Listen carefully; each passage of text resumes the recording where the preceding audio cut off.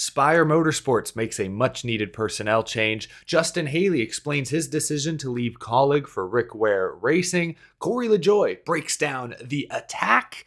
And a new player may have entered the Cup Series free agency field.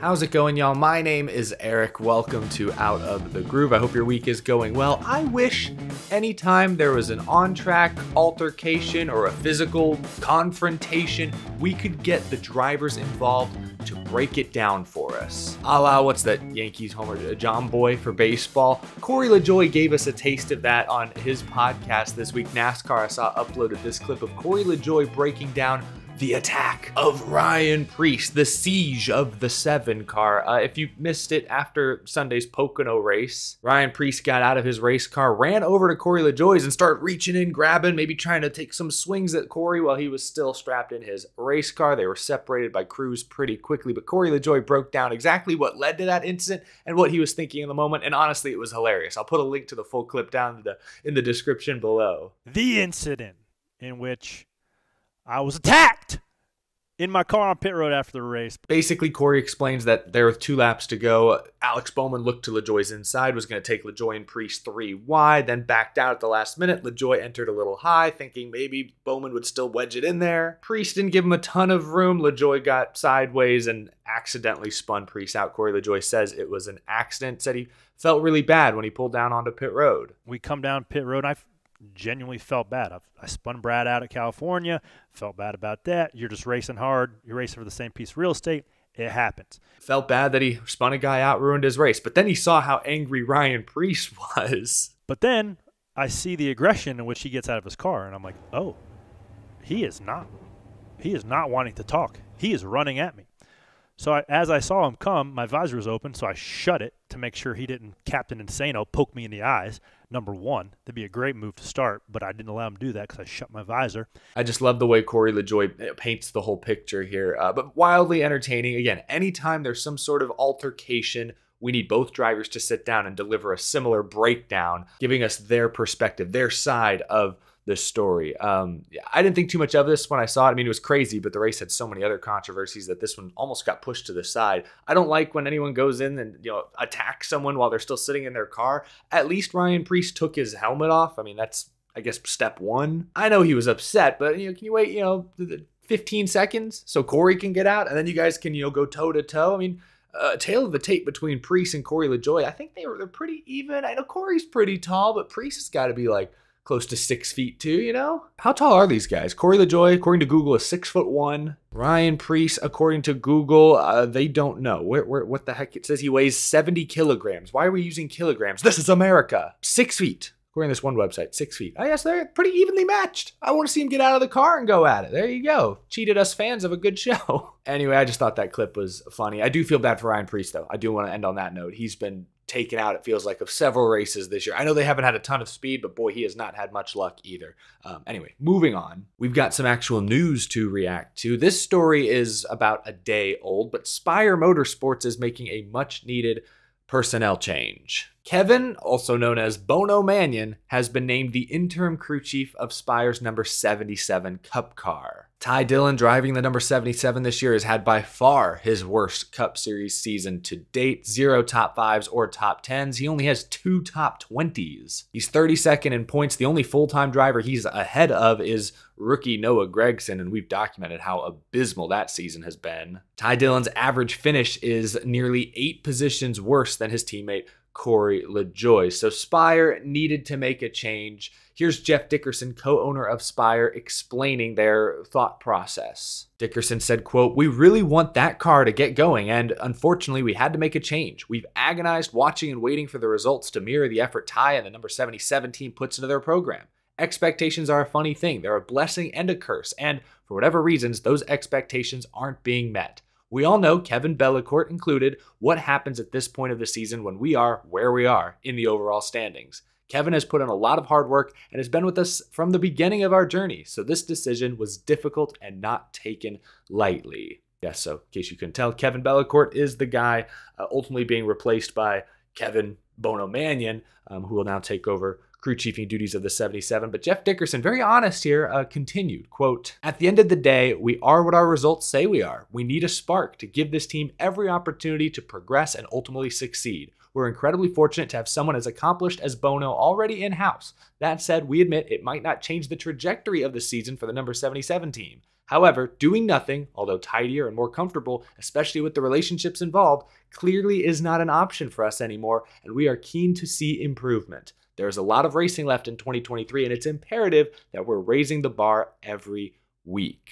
Very honest answer there from, again, co-owner of Spire, Jeff Dickerson, looking ahead to 2024, because 2023 is a wash. Yeah, they're making this move hoping somehow, some way, maybe Ty Dillon can gain 1 or 2 spots in the points. You kind of want to get out of that bottom 3 tier if you can. Right now they're second, or I guess in owner points, actually they're third from the bottom because they're also ahead of the number 78 team. So if they can just leapfrog 1 more car, maybe 2, I think that would be a success these final 15 races or so. But anyway, I don't expect to see dramatic improvement. Jeff Dickerson acknowledges that as well, but something absolutely needed to change. I don't know what happens next year. It doesn't sound like Spire is too pleased at all with how bad the 77 car has been this year. They swapped out the crew chief midseason because that's easier than swapping out the driver with the way driver standings are tabulated. But Ty Dillon, will he return next year? I would lean towards no. It's too early to say for sure, but I think Spire is ready to go, go, go. They recently landed Gainbridge as a major sponsor. Adam Stern from Sports Business Journal recently linked Andretti to Spire Motorsports. There's a possibility in the not so distant future that both sides, both teams could collaborate. This could become some sort of a joint effort, perhaps. That's all still unknown, but things are happening. Exciting things are happening behind the scenes. I think that's why Corey LaJoie, a few weeks back, reportedly was finalizing a multi-year deal with the team. Remember, The Athletic reported that LaJoie was close to signing a multi-year extension despite having interest from bigger, more established race teams. LaJoie chose to stay at Spire because he can see what Spire Motorsports and potentially Andretti are cooking behind the scenes. They need that 77 car to start meeting expectations. It has not this year. I think Kevin Bellicourt out, Bono Mannion in, is the first of likely several changes that are going to take place over the next 6 months. Real quick, while we're on the topic of Spire Motorsports and NASCAR free agency, I listened to this week's episode of Door Bumper Clear, podcasts featuring Brett Griffin, Freddie Kraft, TJ Majors most weeks. And maybe this was just a throwaway line. These guys like to speculate, like to spitball, but Freddie Kraft delivered this line about 30 minutes in regarding Carson Hocevar, who's made a couple of Xfinity Series starts for Spire this year. Here's what Freddie Kraft said regarding Carson's NASCAR future. As you go up this ladder, you can't make these mistakes. And I heard some rumors this week that Carson may be skipping a step on the ladder coming up next year. But Carson Hocevar currently competes full-time in the Craftsman Truck Series. Sounds like there are rumors potentially that there's a Cup team or two interested in his services. Could we see Carson skip a full year of Xfinity altogether? He wouldn't be the first to do it in recent years. Todd Gilliland just did that. But that would be a big story. Another new name enters the free agency field. We've already talked about Shane Van Gisbergen, who, for all intents and purposes, based on all the reports we've heard, it sounds very likely he's going to land a full-time Cup deal next year. Now throw Carson Hocevar into the fold. What teams could be interested in Hocevar? Perhaps the 77 with Spire. That he's driven the 77 Spire car in Xfinity. He filled in for Corey LaJoie that 1 week in the 7. He's got a relationship with Spire already. I'm not sure that's the best opportunity for Carson. I'm not sure Carson's the kind of guy they're exactly looking for. A young, inexperienced, sometimes in over his head rookie. That might not be great for a younger up-and-coming team, but we'll have to wait and see. It's just something I figured I'd mention. I am a big Carson Hocevar fan, as many of you know, although he does drive me crazy sometimes. I mean, this year he's actually broken out. He's won his first 2 NASCAR races. He got 2 truck wins this year. 7th in points driving for Nice is not bad at all. He's got 2 really impressive top 10 finishes and just 4 Xfinity Series starts this year. So I think Carson Hocevar, from a skill perspective, has taken a clear step forward this year. But even from a mental perspective, a maturity perspective, I think he's taken at least a small step forward. He's still had, I can think of at least one instant off the top of my head that made me just, facepalm when he tried to right rear one of the Gray brothers at Martinsville a few months back. Like, I thought we were past this, Carson. Come on. I know at Pocono this past weekend, slipped up in the middle of the corner, triggered a multi-car crash. Parker Kligerman was upset with Carson Hocevar. But from what I've seen and heard, talking to Carson Hocevar personally, listening to other interviews he's done, I think his head is in the right place, or at least is in a better place than it was this time a year ago. I think he has the right perspective. I think he's willing to learn. He understands what he needs to work on. I talked yesterday about how I think Kyle Larson is one of the most self-aware drivers in the Cup Series. I actually think Carson Hocevar's self-awareness has improved dramatically. And I do think that's a skill. That's very important, especially for a young driver to understand. We'll see what happens to Carson Hocevar. I know many folks have tried to link him to Junior Motorsports, maybe to drive that number 8 car that Josh Berry is leaving. After Hocevar ran that Cup race at Gateway, I remember Dale Jr. tweeted that he was impressed with Carson's performance. But ultimately, I think it comes down to funding. And from what I understand, big teams like Junior Motorsports are asking for several $1 million a year from drivers. And maybe a guy like Carson Hocevar with his potential upside, they'd be willing to take less. But unless you got significant backing, you can convince a sponsor to believe in you, to invest in you. Even a team like Dale Jr., Junior Motorsports, I don't know they're going to go with Carson Hocevar. I still think that's an obstacle there. Now, does Hocevar have the money to go Cup racing? That's a different question. I think a Cup team would maybe need to have a sponsor already lined up, like a Gainbridge, or some people have said Stuart Haas. He could go to the 10. I don't know about that. Maybe Smithfield sticks around. Maybe Carson Hocevar becomes the Bacon Man. Maybe Mobile One or any of their sponsors stick around. We'll see. But Carson Hocevar, according to DBC, rumored to be going Cup racing next year. Let the reckless speculation begin. Lastly, we'll move on from Spire for the time being, but I want to keep talking about NASCAR free agency. The summer months are here. Free agency is hot. Justin Haley, last week, announced he would depart Colleague at the end of this year and had signed a new deal instead, a multi-year deal with Rick Ware Racing. Fans were scratching their head at first. Why on earth would you leave a young, potentially up-and-coming team like Colleague to go to Rick Ware, who 2, 3, 4 years ago was the butt of every joke in the Cup Series? Career suicide, people said. I pushed back against that in my video. I pushed back against that idea because it's important to note how far Rick Ware Racing has come just in the past year or two alone. They've moved on to RFK's campus. They've strengthened their relationship, their alliance with RFK Racing, who's got 2 cars in the playoffs right now. They've also strengthened their relationship with Ford. This year, they brought in Tommy Baldwin as competition director. Rick Ware has invested more into that team in recent years. We forget Rick Ware isn't just a NASCAR owner. He owns and runs in multiple different racing series. And he's had some pretty good success in a lot of those series. It's not a stretch to think that maybe soon, someday, his Cup Series program could start to catch up. It's going to be a work in progress over at Rick Ware Racing, but Justin Haley signed a multi-year deal. I don't think he's throwing his career away. Based on comments he made at Pocono this past weekend, Justin Haley truly believes in that RFK alliance. I wanted to read a couple of quotes from not only Justin Haley, but also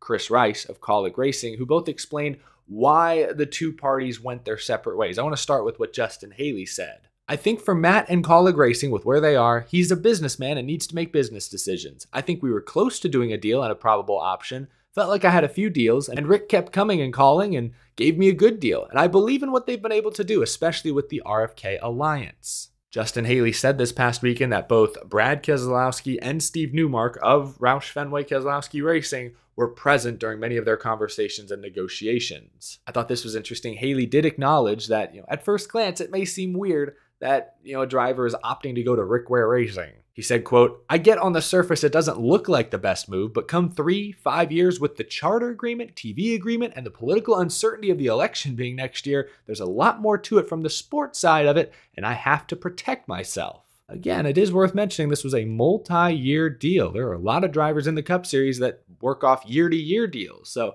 say what you will, maybe not the most competitive cars. They could build into something more competitive. Justin Haley's got job security, at least in the near future. Now, going back to his departure from Colleague, which I think surprised everyone because Justin Haley and Colleague have seemed like family, practically. Chris Rice, team president of Colleague Racing, had this to say regarding Haley's departure. He said, quote, "The door wasn't closed. It wasn't like anybody got fired or anything like that. It was just we both had to make a different direction and move in a different direction and looking at things for different partners and other avenues.